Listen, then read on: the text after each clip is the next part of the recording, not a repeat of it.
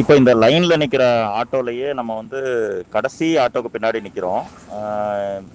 நிஜமாவே இங்கிருந்து எத்தனை கிலோமீட்டர் தூரத்துல பெட்ரோல் பங்க் இருக்கு, எத்தனை கிலோமீட்டருக்கு இந்த லைன் நிக்குது அப்படிங்கிறத இப்போ நம்ம மேப்ல பார்க்கலாம். மேப்ல பார்த்தீங்கன்னா மவுண்ட் ரோட்ல இருக்கிற பெட்ரோல் பங்க்ல இருந்து தான் நிக்குது. அங்க 2 பெட்ரோல் பங்க் இருக்கு. அதுல முன்னாடி ஃபர்ஸ்ட் இருக்கிற பெட்ரோல் பங்க்ல இருந்தே கணக்கு பார்க்கலாம். 2.3 கிலோமீட்டர்ஸ்